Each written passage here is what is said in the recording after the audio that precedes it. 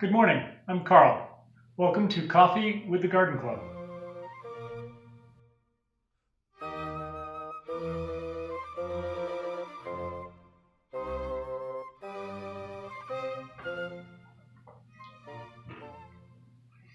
So today we are going to be talking about another kind of seed that you can get from your grocery store and plant in your garden. This year it's really hard to find seeds, as I've been talking about for the last several episodes. So I thought it would be a good idea to do as much research as possible on different things that you can get from your grocery store and plant in your garden. Now, there's some things I've already talked about that I knew about, but there are some things that I haven't tried, and I wanted to talk a little bit about one of these today, and that is beans, specifically dried beans. Now, it never occurred to me that you might want to plant dried beans in your garden, but this year it might make sense. And so I thought, I'd better look into this and see what are the characteristics that you would expect from planting different kinds of dried beans in your garden. Now, it turns out you can plant many different types. You could probably plant almost any type that you found in the grocery store if it is still viable seed. However, some of them will be hybrids, so they won't perform as well as you might expect, or they might perform differently. And some of them can be treated to stop them from germinating. However, I have found that even beans from Goya will sprout if I try to germinate them as bean sprouts. So I think you may be able to stretch that a little bit. However, I would start with looking for dried beans in a natural food store or similar. This is bulk organic kidney beans that I bought, and these would be very likely to sprout, but you'll want to do a germination test to see how they do. Now, to do the germination test, you can soak the beans overnight and then put them in a layer of, I put them in a plastic bag, just sitting on top of a damp paper towel, and wash them for a few days. You'll see what the germination rate is, and then you'll have an idea of how many you should plant. They do not transplant well, so you won't want to start them inside. You will want to start them in the garden. Now, the cool thing about kidney beans that I found out is that they are actually the mature version of string beans.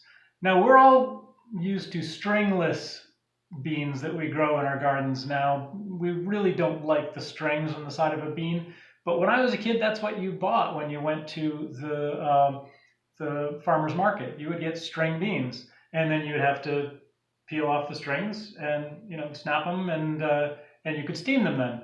So it's not that hard, and if you're really in a pinch for beans and you wanted to try this, it might be a really interesting experiment. So the germination test will tell you how many you want to plant, and you may end up with only like a 60%, 50% germination rate, but that's better than not having any seeds at all.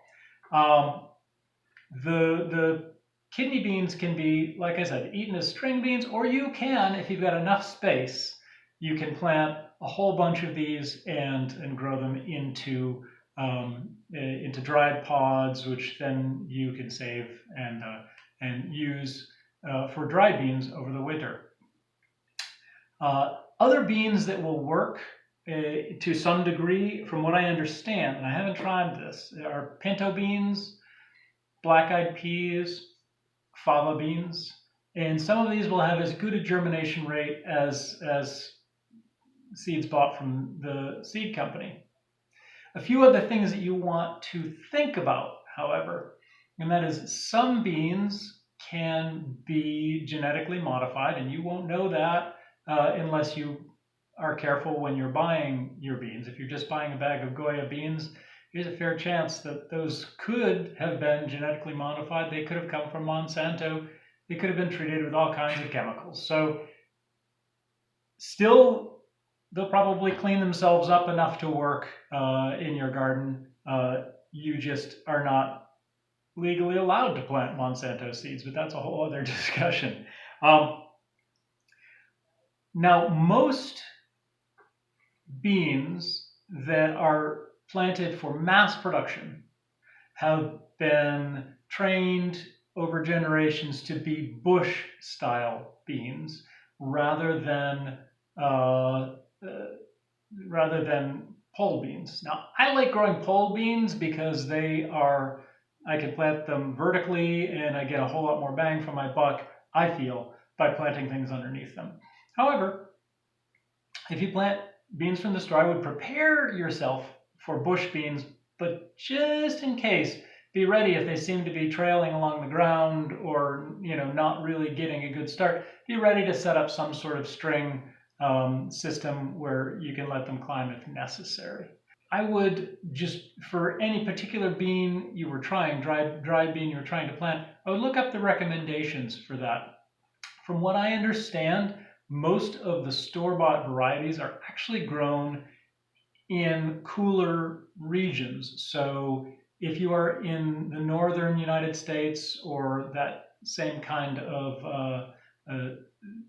hardiness, those hardiness zones, you may be in luck because these beans are probably grown in those regions and may be easier for you to plant than they would be for somebody who is growing them in a warmer climate. So that's something that people in the warmer climates have to think about.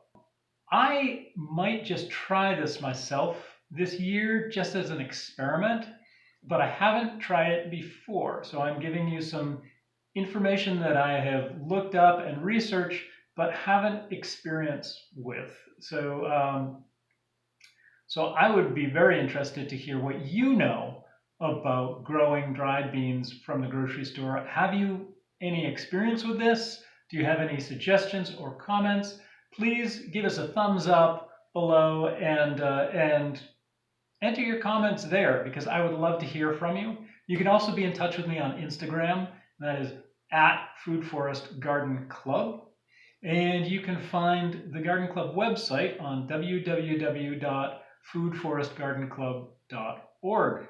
I'd love to see you in any of those spots. The website is still in production. We're putting it together as we speak, and I am looking forward to having more information on that soon.